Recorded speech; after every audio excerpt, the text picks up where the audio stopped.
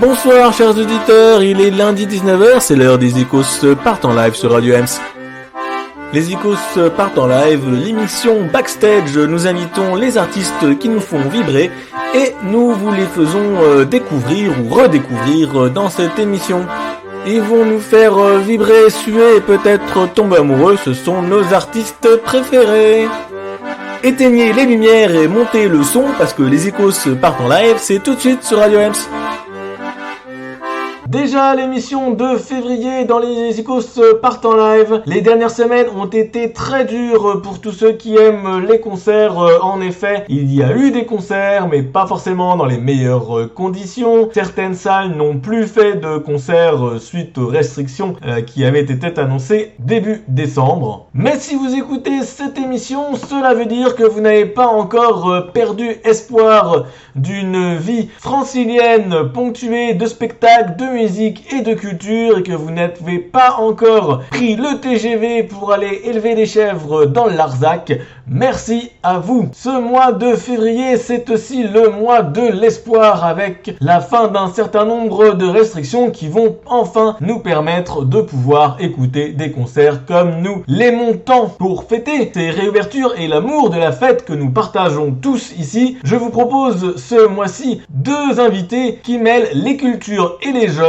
pour de la musique très festive. Nos premiers invités se sont rencontrés et ont grandi auprès de Tony Allen, ce musicien légendaire au beat si particulier qui nous a apporté l'afrobeat en France. Au départ de ce projet, il devait se faire avec Tony Allen qui malheureusement nous a quittés en 2020. Ils ont choisi de continuer ce projet ensemble et c'est une excellente nouvelle pour nous puisque le résultat est tout à fait merveilleux. Nous recevons donc tout de suite Fixie à l'accordéon chromatique et au piano. Pour rappel, Fixie c'est un membre de Java avec Erwan. C'est également plus de 15 ans avec Viston McAnuff, une collaboration avec Ina Yard, un projet l'Ultrabal avec notamment Flavia Coelho, Alexis HK, Chloé Lacan, un paquet de collaborations diverses et variées, mais surtout son talent auprès de grands noms de la musique comme Arthur Ashe, Grace Jones, Kezia Jones, Damon Albarn, Salif Keita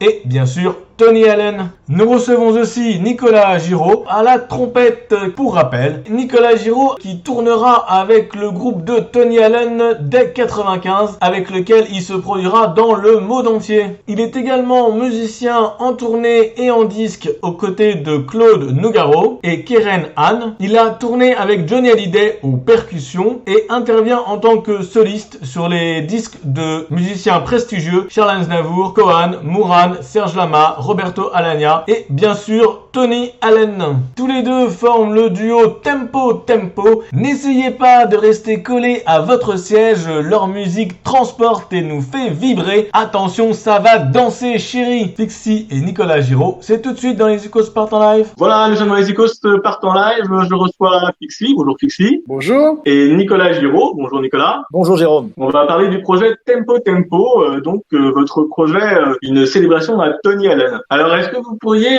nous présenter succinctivement votre parcours à chacun personnel et puis votre rencontre pour ce projet-là? Alors, notre rencontre avec Nico, elle remonte à un petit moment parce que c'est Tony Allen qui nous a fait nous rencontrer il y a 25 ans. Nico, je jouais déjà avec lui et moi, je l'ai rencontré peut-être, je sais pas, 1 an ou 2 ans après. Et du coup, on s'est rencontrés sur scène dans un petit club qui s'appelait le CTA, je sais pas s'il existe encore. Et on s'est pas quitté depuis puisqu'on a accompagné Tony Allen toute cette période pendant 25 ans, un peu plus. Et donc voilà, après on avait toujours l'envie de faire on a fait plein de choses avec lui, des concerts, des enregistrements aux 4 coins du monde. Et on avait encore un énième projet début du Covid. Et puis comme Tony est parti à ce moment-là, on a décidé de continuer le projet en essayant d'intégrer le plus possible Tony à cette histoire. Mais donc voilà, c'est Tony qui nous a réunis et c'est Tony qui nous a réunis puisque on n'avait jamais vraiment fait de projet,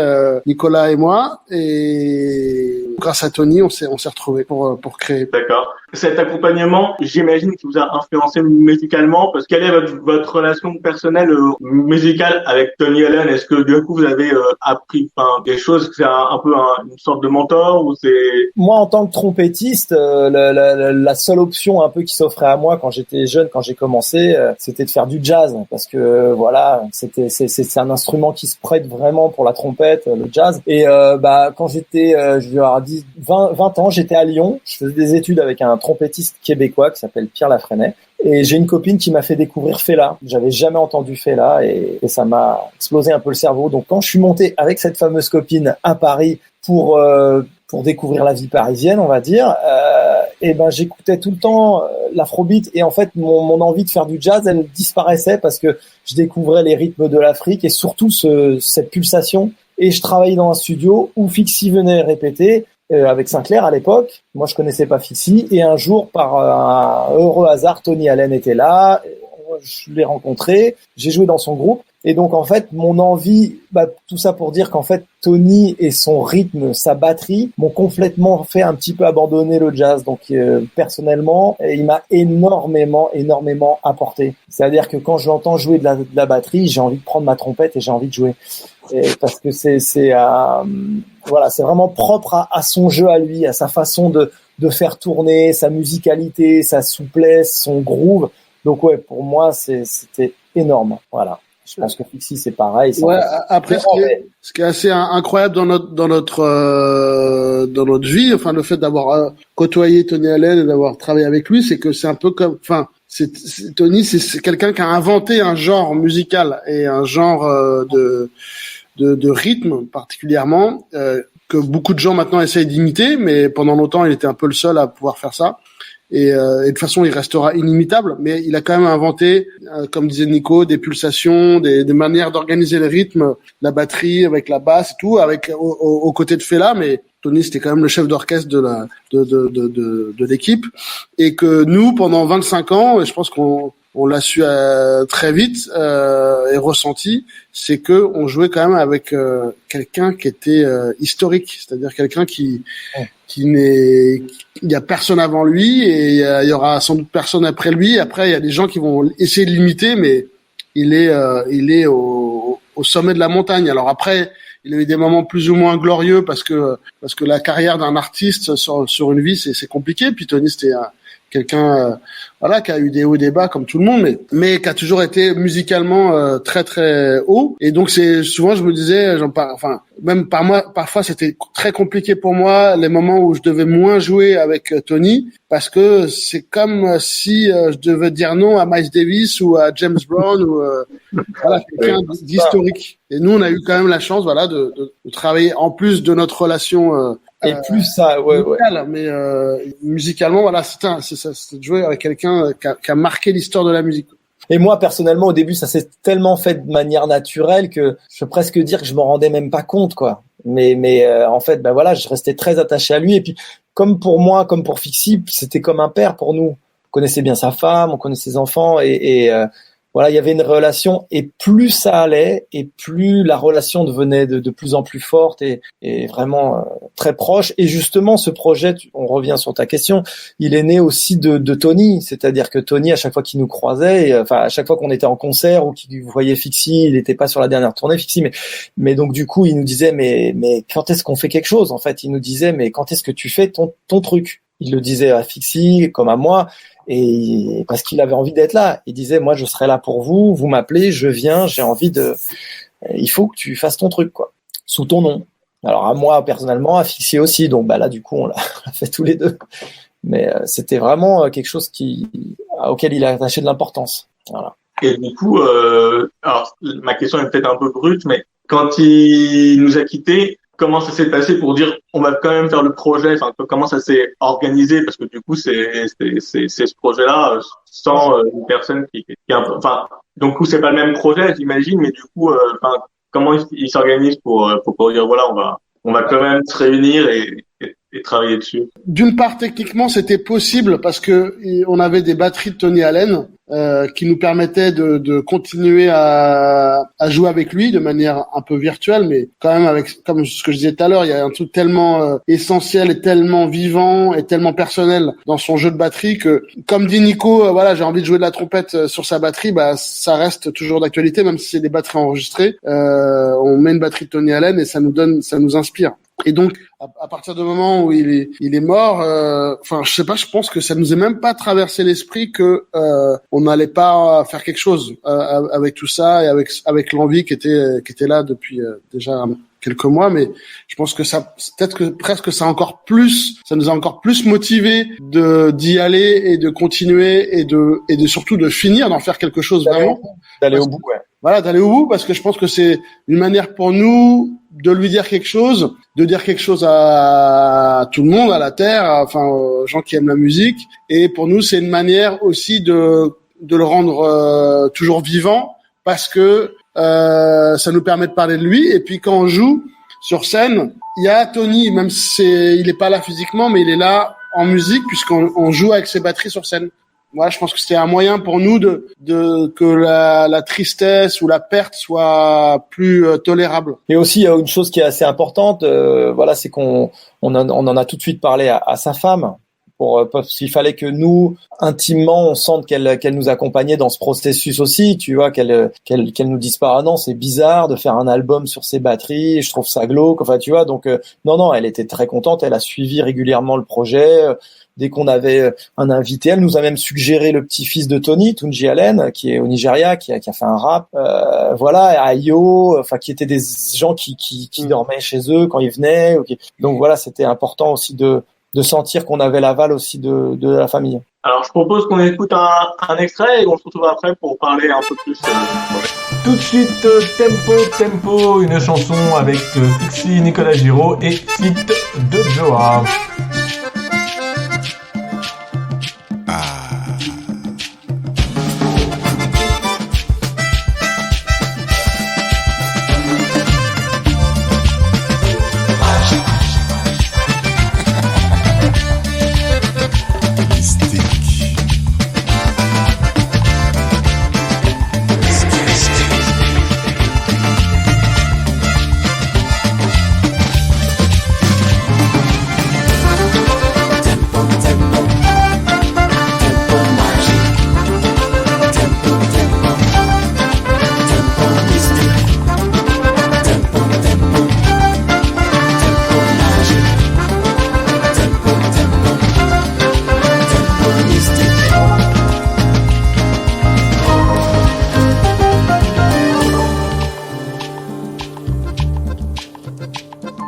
Tantôt lent, tantôt vif, rien ne se fait sans. Sage ou sauvage, le cœur à sa métrique, pulsation, tempo, tempo, tempo, tempo magique, tempo, tempo, tempo mystique, tempo, tempo, tempo, tempo magique.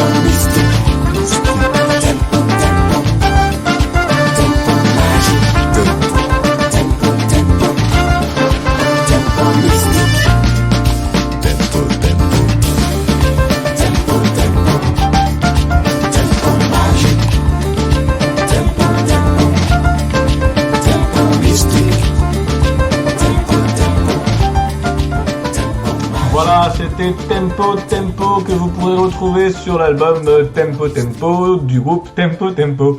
Nous sommes avec Fixie et Nicolas Giraud dans les Icos partent en live. Vous avez fait un concert à l'IMA, un café au Café de la Danse. En concert, comment ça se passe? Est-ce que vous avez des invités? Qu'est-ce qui, au niveau scénique? Alors, à l'IMA, qui était l'Institut du Monde Arabe, à l'IMA, qui était notre tout premier concert, on nous a pris un peu de cours. On était en résidence, on commençait à répéter et on cherchait justement la formule comment faire vivre Tony sur ses concerts et nous garder une certaine originalité. Donc on s'est lancé un défi, on a dit on va le faire tous les deux. On a commencé à répéter, et puis l'idée nous est venue de faire passer les batteries de Tony dans un ampli basse, de tordre un peu le son pour le sentir, et d'un coup ça nous a fait vibrer, et puis on a été pris de court, on a accepté ce concert à l'IMA et puis ça s'est super bien passé. Donc voilà, on était assez contents. Alors à l'IMA, on a Jojoa qui vient, donc sur certains concerts parisiens, on a des invités qui viennent, et depuis on a travaillé, on est toujours que tous les deux avec une option d'invités, Maya et Jojoa, et on a du mapping. En fait, on a une structure qui fait presque 3 mètres de haut, avec des cercles où on fait passer des images de Tony, des images des invités. Et par exemple, quand les invités sont pas là, leur voix sort et elle est synchronisée avec des images et des clips où ils chantent vraiment synchronisés. Donc c'est assez sympa. C'est virtuel, mais c'est assez impressionnant parce que par exemple Ayo qui est au Nigeria, c'est difficile de la faire venir. Elle chante sur une seule chanson, et par contre quand elle apparaît en grand et qu'elle est 4 fois plus grande que nous pendant notre rituel, on fait une espèce de rituel vaudou électro, et elle apparaît là au milieu. Ça donne quelque chose de super. Vraiment, ça a très bien fonctionné au Café de la Danse, et puis pour les prochaines dates, ça va très bien se passer aussi. Voilà. C'est de la musique qui est assez dansante. Bon là, j'imagine que du coup ça n'a pas forcément été possible mais est-ce que du coup ça peut être aussi quelque chose de très festif, est-ce que ça peut être entre guillemets une version pas club, mais une version parce que moi j'écoute la musique, c'est clair que peut enchaîner une salle. Ouais, non, on a eu quelques expériences un peu bien rock'n'roll. On était invités pour faire les fêtes de fin de festival de cinéma, tu vois, où tout le monde a bien envie de se lâcher, de picoler, et voilà, on a fait bien danser les gens, et ils chantaient, ils étaient à fond avec nous, et donc ouais, il y a ce potentiel aussi. C'est un peu l'essence de l'afrobeat, hein. L'afrobeat, c'est à la base pour faire danser toute la nuit des gens qui ont besoin de ça et qui ont besoin de se lâcher. Donc notre projet a ces ingrédients en lui. C'est vrai qu'il est assez notre projet, il peut autant s'écouter que se danser, que c'est ça qui est assez intéressant, parce qu'on navigue des fois sur un projet, le fait d'être très, tu vois, d'être jazz, d'être afrobeat, d'être un peu musique de film, d'être chanson pop, ça peut desservir. Et nous, je sais pas, on a eu de la chance sur ce projet-là, c'est que ça nous a pas desservi du tout. C'est-à-dire qu'on peut très bien passer sur TSF, et puis après on passe sur France Inter et sur des radios un peu plus, tu vois, il y a même un morceau qui est très afro, qui va peut-être être plugué sur Africa numéro 1. C'est une chance pour nous. Et on va justement avec Fixie, là, la prochaine étape, on retravaille un peu plus parce que comme on a des machines sur scène, à certains moments du concert, le rendre encore un peu plus électro avec les batteries, et travailler le côté un peu musique électronique. Donc on peut faire des salles assises, un peu version jazz, et puis des clubs, et puis des festivals, donc. Et du coup, voilà, il y a eu un album, Tempo Tempo. Est-ce que c'est un projet qui va perdurer dans le temps? Est-ce qu'il y a d'autres choses à creuser et à construire sur ce projet-là, ou est-ce que c'était un projet one shot? One shot. Écoute, non, en tout cas, nous, on est dans on a encore beaucoup de choses à écrire, parce que on n'a pas fait énormément de concerts jusqu'à présent. Et puis, on a des idées déjà de morceaux, tu vois, à développer, comme disait Nico, sur certains passages électro qu'on veut plus affirmer et explorer. Donc, il y a plein de possibilités dans ce projet. Donc, on en est vraiment pas, on en est qu'au début, je pense, pour développer ça, et puis s'amuser, et puis inviter, et puis faire danser les gens. Enfin, on a envie de le faire vivre. Ouais, on a encore aussi des batteries de Tony. Ça sera pas forcément le prochain projet que sur les batteries de Tony, mais c'est vrai que les retours qui ont été vraiment géniaux du Café de la Danse, les gens ont vraiment kiffé. On s'est pas mal mis la pression, parce à la base, on est que 2 sur scène. Moi, je suis trompettiste à la base. Là, je joue de la basse. Enfin, et ça s'est super bien passé. Donc, non, je pense que il y a plein de choses à faire. J'ai une autre question que je ne vous avais pas encore posée. J'imagine que il y a une partie de la musique qui est très écrite, mais est-ce qu'elle permet aussi pas mal d'improvisation sur scène? Parce que comme vous avez des choses enregistrées, j'imagine qu'il faut quand même se caler dessus. est-ce que quand même ça vous permet de faire de partir en live ici à toi? Ouais, non, nous on n'est pas du tout coincés par quoi que ce soit. En fait, déjà on a réadapté un peu les morceaux du disque pour la scène. Et ensuite, nous, ce qu'on aime justement, c'est un peu explorer à chaque fois. Enfin, moi, je déteste me répéter. Donc, on a réussi à trouver une manière de fonctionner qui fait que les différentes parties des morceaux sont complètement extensibles et modulables. Donc, c'est pas du tout, on suit pas du tout un cadre rigide sur scène. Donc, il y a toujours ce côté jazz ou même afro jazz, parce qu'avec Tony, les morceaux ils pouvaient durer hyper longtemps. C'était en fonction de l'ambiance et des gens qui faisaient les solos, et voilà. Donc on est complètement dans cette tradition d'exploser les repères et de pas rester figé sur une structure qui serait un petit peu rébarbative. Alors, où est-ce qu'on peut vous suivre pour les prochaines dates et tenir au courant de l'évolution du projet? Bah, écoute, on a un concert à Nice le 12 mars, au Tempo, et aussi le 19 mars à Nantes. Et après, en fait, comme avec le Covid, tout a été reporté, c'était un peu tout bouché, donc on a des propositions pour le mois d'octobre, novembre, donc voilà, ça va démarrer, ça démarre doucement, mais sûrement. Mais qu'est-ce que je vais poursuivre nos dates? Le mieux c'est de s'abonner parce que forcément quand il y a des dates on les annonce sur notre compte perso et puis sur le compte de Tempo sur Facebook et sur Instagram, on annonce. Tout est là. Alors j'invite les auditeurs à aller voir ça et puis surtout à aller voir les différentes vidéos et clips qui sont vraiment chouettes. Je rappellerai les liens tout à l'heure. Dans cette émission, on a une question libre pour adresser un message aux gens qui nous écoutent. Ça peut être tout et n'importe quoi. Est-ce que vous avez quelque chose que vous aimeriez partager avec les gens qui nous écoutent? C'est que tout est possible. Tout est possible. Moi, j'ai rencontré Tony, il avait 54 ans et il traînait sa batterie dans le coffre de sa voiture et il était tout en bas. Je te dirais pas combien on gagnait à l'époque quand on jouait dans les clubs. C'était, tu t'achetais un sandwich aujourd'hui avec ça. Et puis il s'est jamais plaint et il y a cru. Il a été au bout et voilà. Tout est possible. Non, parce que ce que je veux dire, c'est que des fois, on dit, ah non, à 40 ans, j'ai 40 ans, je suis trop vieux. Voilà. À 55 ans, il avait son fils, il y avait Rémi qui naissait, enfin, un de ses fils. Et puis voilà, il était là, et jusqu'au bout, quoi. Et je peux te dire qu'à 79 ans, le dernier concert à La Réunion, il a joué comme un dieu. Et c'était assez émouvant, quoi. C'était incroyable, quoi. En fait, les histoires d'âge, enfin voilà. Moi, c'est mon petit message. Croyez en vous. Fixie. Non, mais c'est un beau message, je suis d'accord avec toi. D'accord. Je vous propose de se quitter en musique avec un autre extrait. Merci beaucoup d'avoir répondu à nos questions. Et puis, j'espère à très bientôt pour un live. Ça marche. Avec plaisir. Pour partir en live. Salut, merci.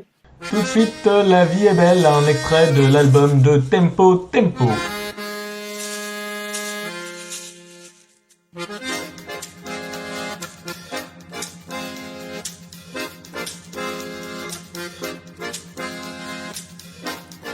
La vie est belle, mais c'est pas du gâteau. Amis, vos tours attendez donc votre tour pour manger.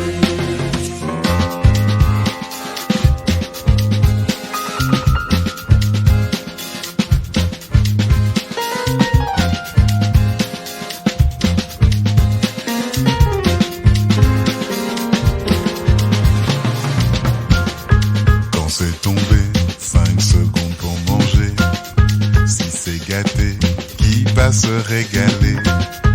Amis vautours, attendez donc vos tours. La queue le, qui c'est qui n'en veut? Ce qui est tombé va certainement monter. Quand c'est cassé, il n'y a plus qu'à fixer. Si c'est fixé, qui s'y colle c'est ok. Si t'es KO, tu sais où appuyer.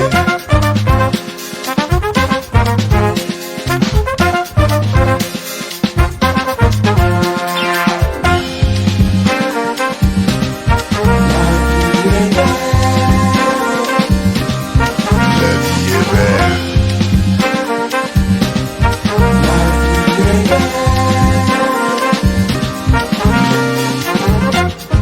Baba Tony, tous ces rythmes à donner.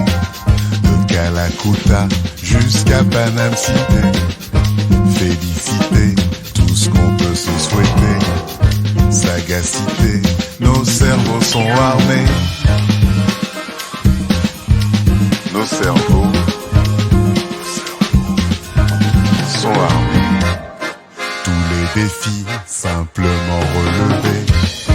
Manches retroussées, tout pour y arriver. La vie est belle, mais c'est pas du gâteau. Et ce gâteau fait pour être partagé. Gâteau, gâté, auto, chacun son tour. La vie est belle.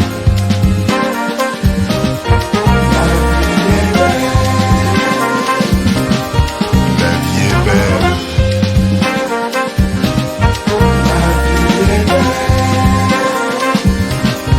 La vie est belle.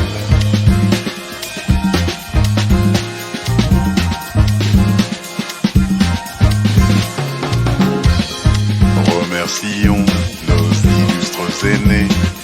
S'ils sont tombés, nous allons remonter. La vie est belle, Nous allons remonter. mais c'est pas du C'est gâteau. pas du gâteau.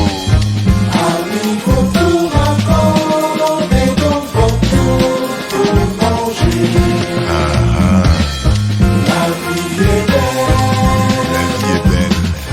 mais c'est pas du gâteau. C'est pas du gâteau.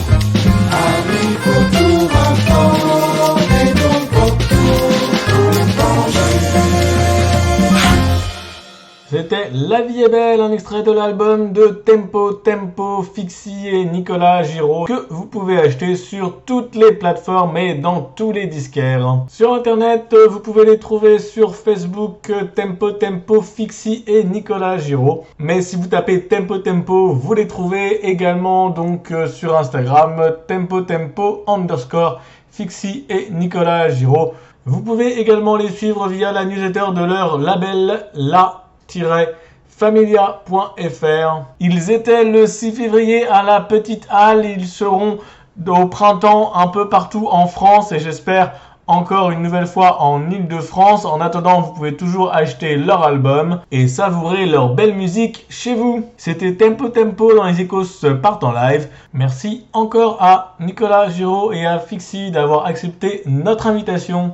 Pour la deuxième partie d'émission, nous restons dans la célébration de la fête, mais cette fois-ci nous partons en Amérique latine puisque le prochain duo que nous allons interviewer vient de sortir un projet dédié au tango. Ça s'appelle Abrazo par Émile Parisien et Vincent Periani.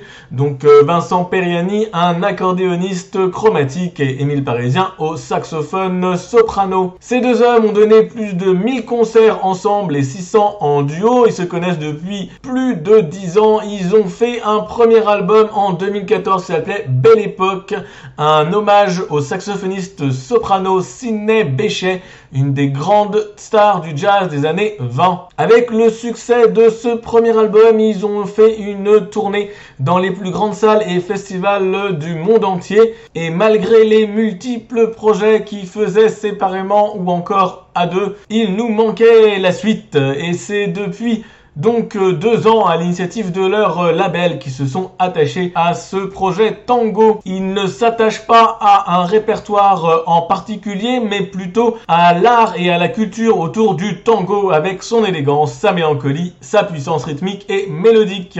Ce projet, c'est Abrazo. Abrazo, c'est l'étreinte entre danseurs fraternelles ou amoureuses. Alors, si vous avez quelqu'un à qui vous comptez autour de vous, installez-vous dans votre canapé et mettez-vous au chaud. On reçoit Vincent Periani pour nous parler de ce projet.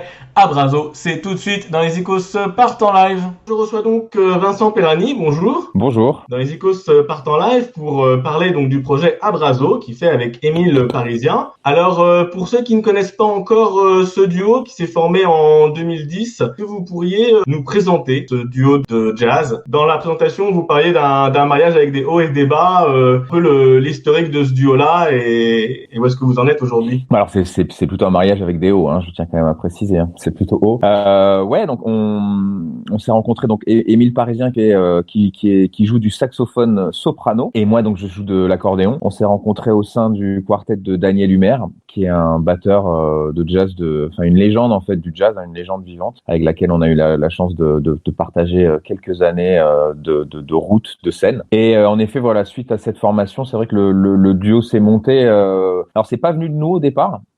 C'est les gens qui nous voyaient en concert, qui venaient nous voir à la fin, ils nous disaient ah là là, mais vous avez une super complicité, est-ce que vous jouez en duo? On disait bah non, mais après voilà le poste qu'on avait en fait au sein du groupe de Daniel, donc c'était un quartet. C'est vrai qu'on était plutôt devant, on était les instruments solistes, donc par la force des choses, il fallait qu'on arrive à communiquer ou à s'entendre. Après bon, c'est pas forcément la chose qui est gagnée d'avance, mais en tout cas nous, dès qu'on a joué dès la première fois, on avait l'impression qu'on se connaissait depuis je sais pas moi 10 ans, 20 ans, enfin qu'on avait toujours eu l'habitude de jouer ensemble. C'était très naturel. Donc c'est vrai que cette complicité, elle est apparue tout de suite. Et je pense que voilà, les gens l'ont ressenti. C'est pour ça, d'où leur question. Mais vous devriez jouer en duo. Mais vous jouez pas en duo. Mais vous êtes sûr? Ah, vous devriez jouer en duo. Ah, mais ça serait sympa, non, que vous jouiez en duo. Bon, et puis au bout d'un moment, on a eu cette possibilité d'avoir un concert en duo. On l'a fait. Et voilà. Après, l'histoire était partie. Et oui. Donc notre toute première rencontre, en tout cas sur scène, ça a été en 2009 avec Daniel. Et c'est vrai que le duo s'est monté pas tout de suite. Hein, c'était pas en 2010, mais peut-être en 2011, 2012, peut-être quelque chose comme ça. Mais en tout cas, on jouait déjà ensemble au sein du quartet avec Daniel et ça a permis vraiment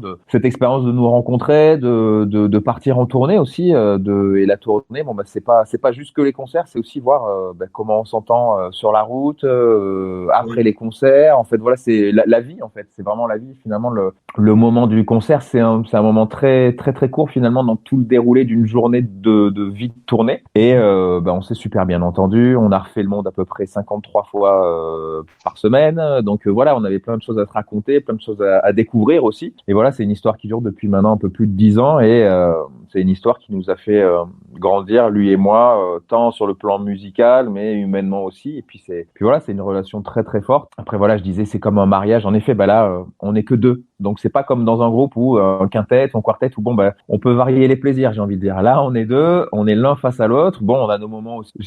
Alors je vais dire de solitude, mais en fait non, c'est plutôt d'indépendance. C'est plus voilà des moments où il faut pouvoir se retrouver chacun avec nous-mêmes. Mm-hmm. Mais voilà, après ouais, c'est comme un couple. Hein, ouais, c'est clair. On est sur la route, on est tout le temps ensemble. Il y a eu des années, voilà, on passait pas une semaine sans se voir et jouer plusieurs concerts par semaine, quoi. Donc voilà, c'est une très belle histoire, c'est une très belle aventure et ce deuxième volet donc de Abraço, qui est donc un disque plus axé sur la musique de danse en fait sud-américaine et en particulier le tango. Voilà, c'est notre deuxième volet. Le premier, on avait fait un disque en 2014 qui s'appelle Belle Époque et qui a un lien avec la musique de cette période-là et notamment à travers des œuvres de Sidney Bechet. Mais il y a aussi du Duke Ellington et quelques compositions personnelles. Voilà, en fait, on a fait des disques avec des thématiques. Voilà. Alors, ce projet, il n'était pas à votre initiative, c'est une personne du label qui vous a proposé de faire donc ce projet sur le tango. Et du coup, vous l'êtes approprié très rapidement, d'après ce que j'ai compris. Et puis du coup, comment est-ce que vous avez choisi ce que vous vouliez faire par rapport à l'esthétique? Quelles ont été les envies de composition des uns et des autres? Surtout, est-ce qu'il y a l'un qui était plus engagé sur la composition ou comment ça s'est organisé tout ça?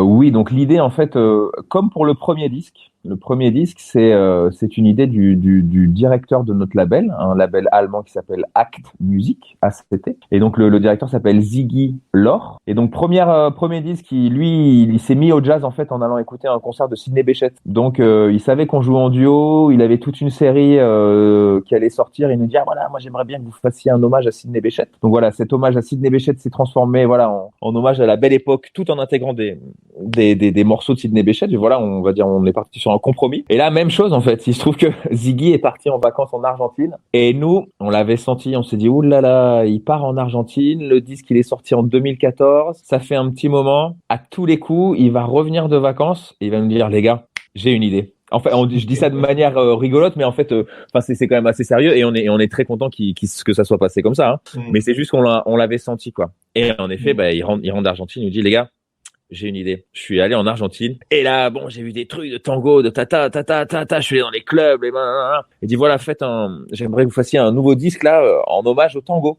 Et là, même topo. Alors là, on a réfléchi, on s'est dit bon, mais que sur le tango, nous, on se sentait pas forcément légitime en fait de défendre quelque chose d'aussi Puis il y a entre pléthore de guillemets choses, alors ouais. c'est assez intimidant. Ouais, carrément. Aussi poussé. Et c'est vrai que du coup, on est de toute façon, on a commencé à réfléchir bien sûr à des pièces, à des œuvres, et en même temps, il y avait au fur et à mesure de la réflexion, il y a d'autres compositeurs qui sont apparus, d'autres envies. On s'est dit non, mais oui, en fait, plutôt, on est plus sur quelque chose autour de la danse finalement, et ok, de la danse localisée en mode sud-américaine.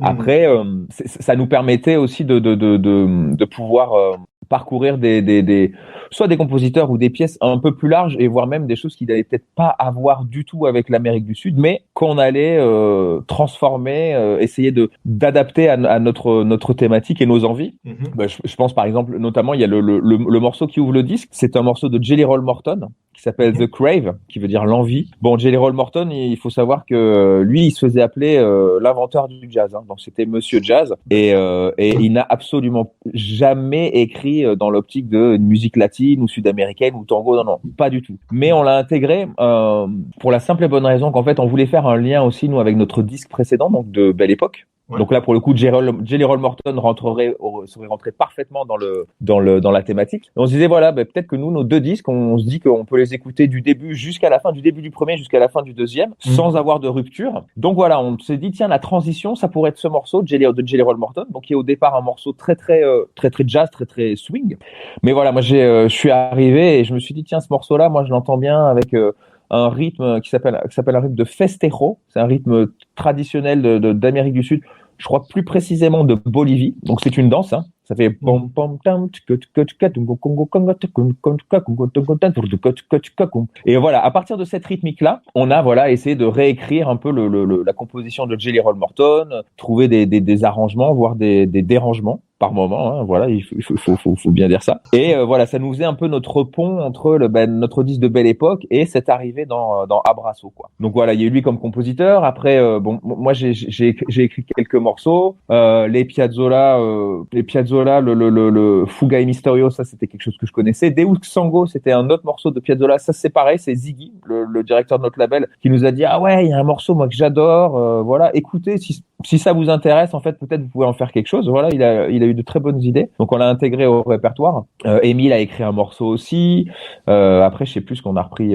Oui, il y a un morceau d'un ami à moi qui s'appelle Thomas Gubic, qui est argentin, qui habite en France, en région parisienne depuis maintenant, je crois que ça doit faire 40 ans. Et pour la petite histoire, Thomas Gubic, qui était une rockstar quand il avait 17-18 ans dans toute l'Amérique du Sud, il remplissait des stades, en fait. C'était un truc de dingue. Et il y a un jour, après un concert, il y a quelqu'un qui est venu le voir dans sa loge et qui lui dit écoute, moi j'adore donc lui il est guitariste électrique. Il dit voilà, j'adore le son de ta guitare. Je viens de monter un nouveau groupe où j'intègre de la guitare électrique. Voilà, la musique c'est du tango et voilà, c'est tout nouveau. On tourne la semaine prochaine. Je veux que tu viennes avec. Et cette personne en fait c'était Astor Piazzolla. D'accord. Donc lui tout rockstar qu'il était, il était en mode je remplis les stades. Il fait oui. Ouais, quand même Astor Piazzolla. En gros Astor Piazzolla en Argentine c'est comme Diego Maradona, ce sont des légendes, c'est des dieux vivants, quoi. Donc voilà, donc il a lâché carrément son statut de rockstar, j'ai envie de dire, pour aller faire voilà du tango nuevo, mais pas avec n'importe qui, avec Astor Piazzolla, quoi. Voilà. En gros, voilà un peu. Et puis en fait, l'idée c'est toujours par rapport au choix des morceaux du répertoire. Souvent, c'est genre on amène nos idées et c'est souvent et très simplement d'ailleurs, c'est juste des morceaux qu'on aimerait jouer en fait, qui nous plaisent. Déjà, enfin, je pense que le constat de base, c'est il faut que ça nous plaise à tous les deux. Et puis on ramène, on voit. Des fois il y a des arrangements qui sont tout écrits, des fois il y a juste des bouts, des fois c'est juste une idée, ça peut être des prétextes. Après il y a on a plein de manières d'opérer, j'ai envie de dire, avec Émile. Et voilà, il y a pas tiens c'est moi qui ramène un morceau, c'est arrangé, tu joues ce que j'ai écrit, moi aussi, et puis on n'en parle plus. Non, à chaque fois en fait. Tout est assez ouvert, même si souvent moi je peux arriver avec des formes qui peuvent être assez précises, mais qui supportent très largement, je vais dire un passage à la moulinette. Voilà. Pour le déconstruire et le reconstruire, mais ensemble, quoi. Bien sûr, ouais, parce qu'en fait, on est hyper complémentaires. Il y a plein de moments où, par exemple, moi, je peux avoir, j'ai pas d'exemple précis, mais je peux à un moment donné bloquer sur un passage dans une composition ou une histoire, un truc de forme. Bon, bah, Émile, il arrive en ayant du recul et hop, ah, mais tiens, peut-être tu peux essayer de faire ci, de faire ça. Je dis, ah, bah ouais, super. C'est déjà arrivé dans l'autre sens aussi. Pareil, Émile qui galère avec un truc, soit des harmonies ou des agencements dans la forme. Et voilà, on est très complémentaires pour ça en fait. Et donc ça c'est vraiment hyper précieux quoi. C'est très précieux. Voilà. Bah alors je propose qu'on écoute un petit extrait et on se rejoint tout à l'heure pour parler un peu plus de ce projet-là. Yep. Tout de suite, The Crave, que vous pouvez retrouver sur l'album Abrazo de Émile Parisien et Vincent Perani.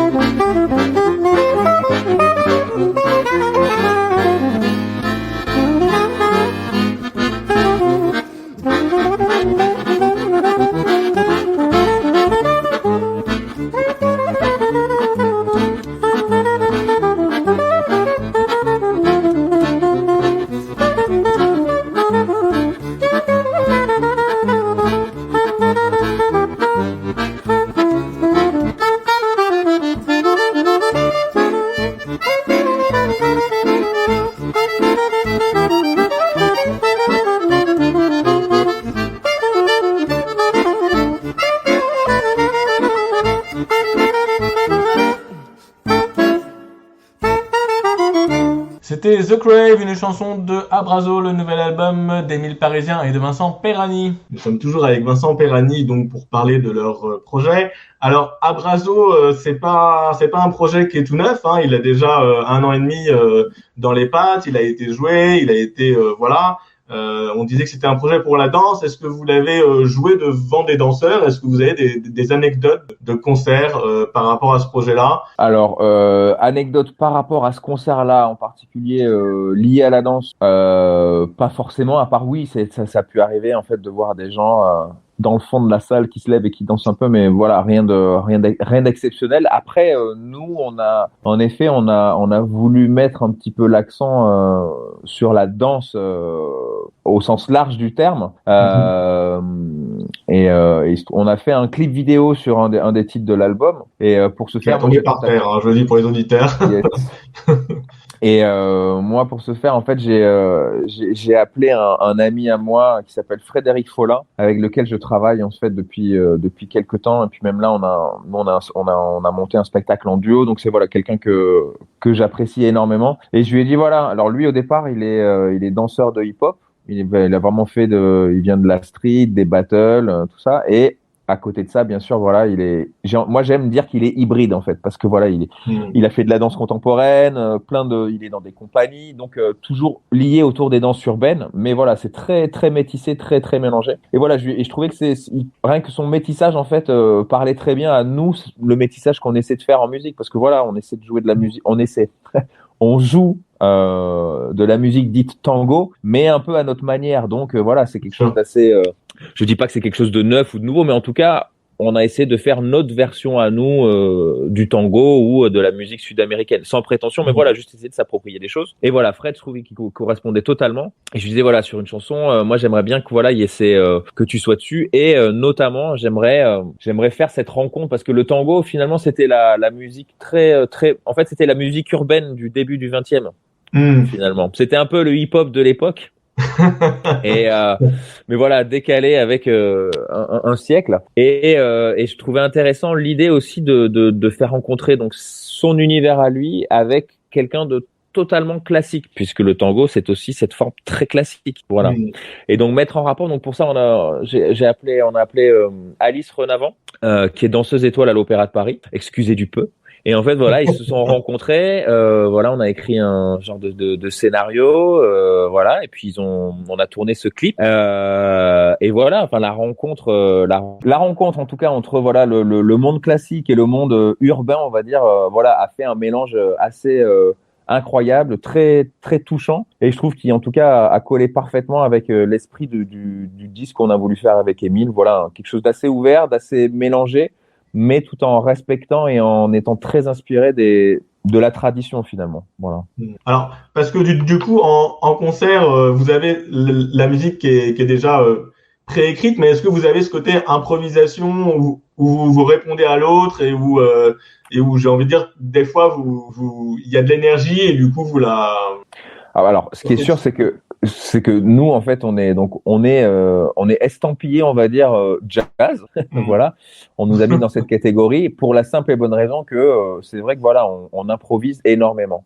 Et donc, comme vous le disiez, donc en concert, ben, bien sûr, on joue une partition. C'est-à-dire que voilà, il y a des thématiques, il y a des mélodies, des accords, des formes, des choses comme ça. Donc il y a beaucoup d'écriture, mais il y a aussi énormément d'improvisation. Et donc chaque soir, on a beau rejouer les mêmes morceaux, c'est jamais la même chose. Et donc et c'est ce qui fait que cette musique, elle évolue en permanence. On se fait toujours des surprises, des bonnes ou mauvaises, hein, mais en tout cas, c'est quelque chose qui est vivant, qui est en constante évolution.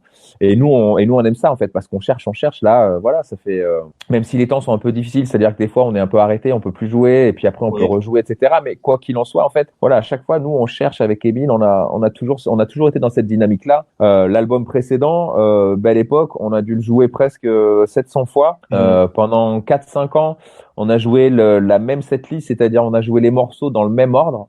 Tous les soirs, et c'était jamais pareil. Et nous, on s'est jamais ennuyé. Il y a des gens qui sont venus nous voir. Il y a le record, en fait, c'est une personne qui nous a dit, moi, ça fait la 16e fois que je vous vois.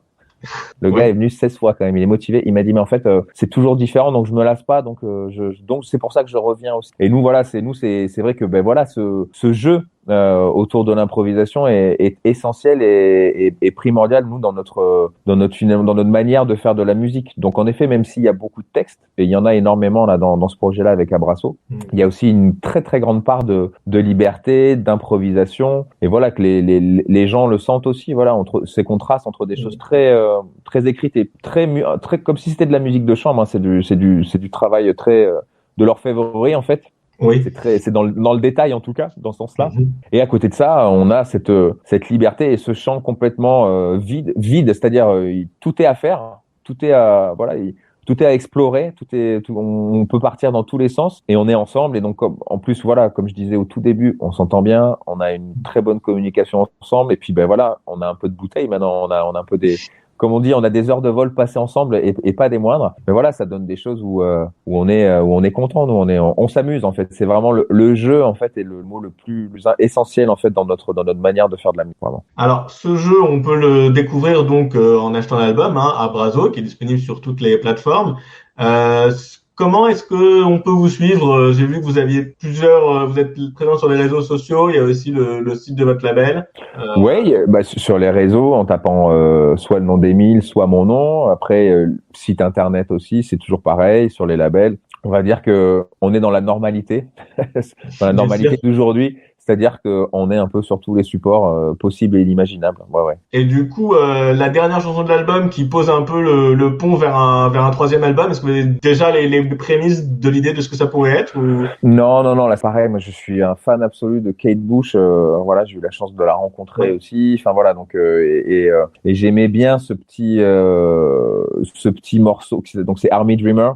On l'a détourné complètement. Alors c'est sûr que Kate Bush c'est pas du tout tango ou Amérique du Sud, mais voilà, on trouvait marrant cette idée de reprendre un morceau donc dans ce genre-là en tout cas. Donc ça, pareil, ça c'est quoi? Donc c'est pop, c'est voilà pop international ou bref, et de dire mais voilà, en fait on a eu tout un disque en gros autour de la musique, des musiques sud-américaines, mais il y a encore une ouverture avec quelque chose. On sait pas quoi, mais voilà, là c'est un petit goût, c'est un petit extrait parce que voilà, nous on aime la musique avec, oui, enfin sans frontières, sans barrière de style. Enfin donc nous on s'autorise tout. Donc Kate Bush, oui, ça te plaît? Ah bah tiens, on le met sur le disque parce que de toute façon voilà, c'est quelque chose qui nous fait kiffer en fait et peut-être que voilà, ça donnera sur j'en sais rien, peut-être un disque où il y aura que des chansons ou enfin aucune idée. Mais en tout cas, c'est juste pour dire bon on continue dans l'ouverture et puis on verra bien ce que ça va donner dans le futur, tout simplement. Alors on croise les doigts pour ça nous fasse un projet. Dans cette émission, on propose à nos invités d'adresser un message, c'est un peu libre, voilà, pour dire ce qu'ils ont envie de dire aux gens qui nous écoutent. Si vous avez un message, ça peut être tout et n'importe quoi et c'est pas forcément de rapport avec la musique. Le seul truc que je peux dire, c'est genre les disques c'est très bien, c'est bien, on peut écouter des disques chez soi, de son ordinateur ou de sa planifie. En tout cas, sachez une chose, c'est que surtout en plus dans cette musique de jazz, comme je disais tout à l'heure, chaque soir les concerts sont différents, donc rien ne vaut l'expérience du live. Donc il faut pas hésiter à se déplacer et aller soutenir. Et là le mot est fort là en ce moment, d'aller soutenir la musique vivante, la musique live. Avec voilà, on est dans une salle, on est une communion, c'est une expérience qui est incroyable. Même avec tout ce qui se passe aujourd'hui, il y a quand même toujours une magie en fait, le fait d'être dans une salle de spectacle, une salle de concert. Et donc voilà, il faut continuer à participer à cette fête tous ensemble. Ça, vous prêchez un convaincu. Merci beaucoup Vincent. Merci à vous. Une question, on va se quitter avec un extrait donc de l'album. Merci encore. Et puis j'espère à très bientôt dans une salle justement pour entendre cette musique en live. Exactement. Bon merci à vous. Merci. Au revoir. Au revoir. Tout de suite, Fuga y Mysterio, un extrait de l'album Abrazo d'Émile Parisien et Vincent Periani.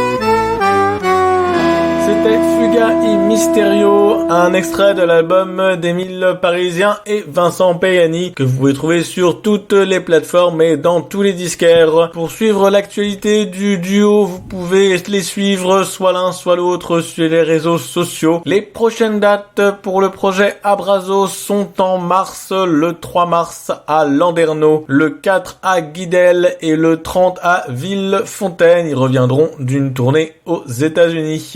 Et en région parisienne, le 19 avril à Courbevoie, à l'espace Carpeau. Également leur projet, chacun de leur côté, donc n'hésitez pas à aller voir l'un et l'autre. C'était Abrazo dans les Icos partent en live. Merci à Vincent Perani d'avoir répondu à nos questions. Il est aussi temps de terminer notre émission des Icos partent en live pour le mois de février. Vous l'aurez compris et entendu, les concerts c'est très important, la rencontre entre les musiciens et leur public, c'est vraiment ce qui fait vivre la musique vivante. Donc allez à des concerts, il y en a plein et espérons que les réouvertures et les concerts se multiplieront dans les semaines à venir. En attendant, je vous souhaite une très bonne soirée sur Radio Ems. N'oubliez pas notre chronique concert tous les vendredis à 18h30 et je vous donne rendez-vous le mois prochain pour d'autres interviews backstage. À très bientôt sur Radio Ems.